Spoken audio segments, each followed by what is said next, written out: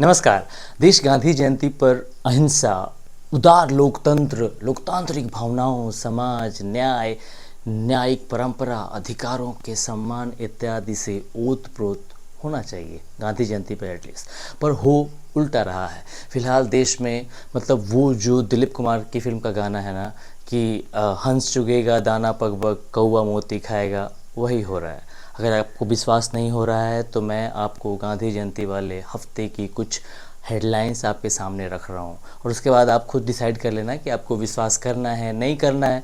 मत कीजिए, सच का विश्वास कीजिए। तो पहली हेडलाइन ऐसी है कि Sonam Wangchuk, famous environment activist, engineer, innovator who was leading a march from Leh to Delhi with demand of statehood of Ladakh and its inclusion to the sixth schedule of the constitution was arrested from the Singhu border. Social activist Sonam Wangchuk को Delhi police ने Singhu border से हिरासत में ले लिया है। वो अपनी 700 किलोमीटर लंबी दिल्ली चलो पदयात्रा करते हुए दिल्ली में प्रवेश कर रहे थे। He was leading the march from Ladakh till Delhi and he was supposed to protest at Rajghat, but he was arrested. दूसरी हेडलाइन आपके सामने है पेशे खिदमत और ये बड़ी इंटरेस्टिंग सी है। बाबा Ram Rahim, a convicted rapist murderer, was released for the 15th time in last 4 years. I mean bizarre. Just before polling in Haryana Assembly election. Haryana में चुनाव से पहले पैरोल मिली और 11वीं बार राम रहीम जेल से बाहर आएगा। सोनम वांगचुक, विस्तार से खबर बताते हैं। सोनम वांगचुक वही इंसान है जिसको दुनिया के सामने लाने का क्रेडिट आमिर खान और विधु विनोद चोपड़ा की 3 इडियट्स को जाता है। 3 इडियट्स, उन्होंने राइमिंग नेम और राइमिंग कैरेक्टर बना के फुनसुक वांगडू सोनम वांगचुक को अपनी फिल्म का पूरा सेकेंड हाफ डेडिकेट कर दिया।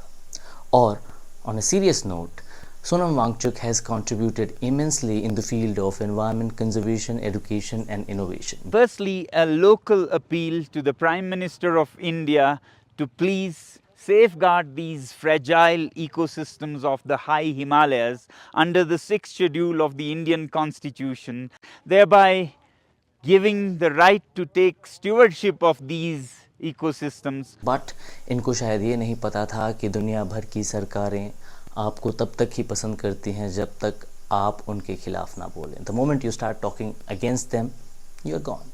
और जब हिम्मत तो आपकी इतनी भी बढ़ गई है ना कि आप सिर्फ बोल ही नहीं रहे बल्कि भूख हड़ताल कर रहे हैं और एक अपोजिशन लीडर की तरह आप लद्दाख से लेके दिल्ली तक मार्च कर रहे हैं।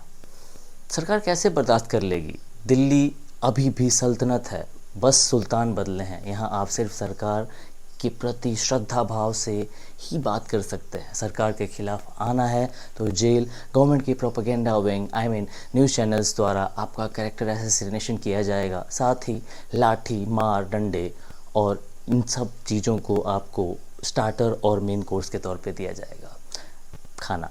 How dare Sonam Wangchuk remind PM Modi of his promises to Ladakh. और ये सोनम जी अडानी क्यों कर रहे हैं? अडानी का जो रिन्यूएबल प्रोजेक्ट है जिसके अगेंस्ट ये बोल रहे हैं, ये तो दर्शाता है ना कि ये टुकड़े टुकड़े गैंग का मेंबर हैं, कम्युनिस्ट हैं, socialist. He is anti government, anti Modi, anti Adani and he is anti everything in this country. Anti, he's Pakistan Parast, China Parast. Pakistan Parast won't suit and won't be marketed because the religion card. So basically, Sonam Wangchuk was one of the most prominent voices from Ladakh who endorsed the abrogation of Article 370 and Article 35A from Jammu and Kashmir. At the time, he was on every TV channel praising the historic abrogation. He was a hero back then, but unfortunately for him, the same channels who were going gaga over his support to Modi and his actions in 2019 are now terming him foreign-funded, misguided activist, socialist, communist, anti-India, anti-Adani, anti-blah, anti-this, anti-that, anti-na, and पता नहीं क्या क्या। Second headline विस्तार से।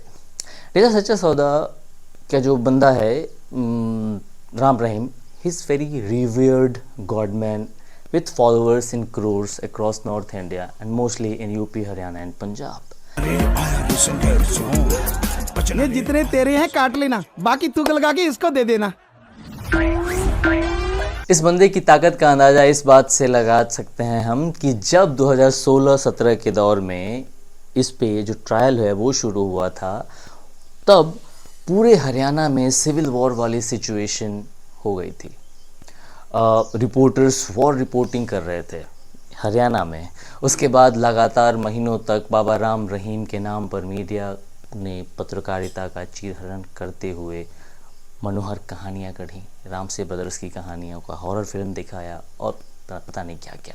2016-17 में Kim Jong Un के बाद सबसे ज़्यादा बिकने वाली स्टोरी बाबा राम रहीम की थी। बाबा राम रहीम की बेटी हनीप्रीत उनकी गर्लफ्रेंड के तौर पे आई, नई नई कॉन्स्पिरेसी थ्योरीज ये वो, मतलब एकदम फिल्मी तरीके से आपके सामने टीवी चैनल्स ने बाबा राम रहीम को भुनाया। मीडिया का राम रहीम वाले केस में बाबा बाबा करके टीआरपी बटोरना आपको हंसी मजाक और ठिठोली की बात लग सकती है, या फिर उसका रॉक स्टार बनना, उसका एक्टर बनना, ये भी लाइट वे में आप ले सकते हैं।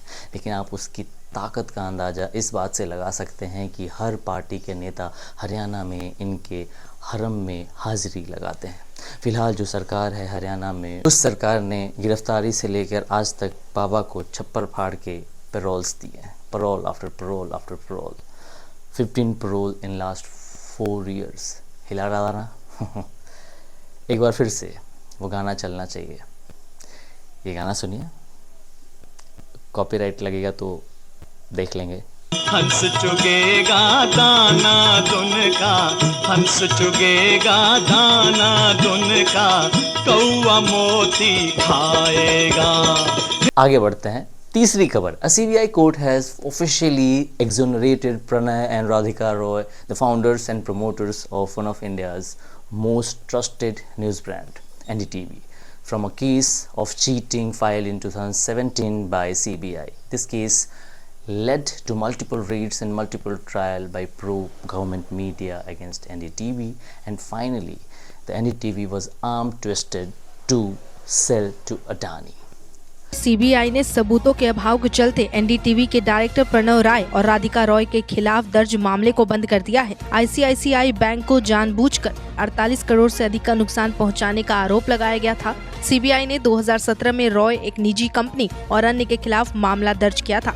ये मामला 2009 में रॉय द्वारा आईसीआईसीआई बैंक के लिए गए 48 करोड़ रुपए के कथित बैंक ऋण डिफॉल्ट से संबंधित है। जहां एक तरफ 90% भारत का मीडिया चरण वंदना में लगा हुआ है, वहीं एनडीटीवी सवाल पूछता था, या फिर यूँ कहें कि सवाल पूछने की कोशिश करता था।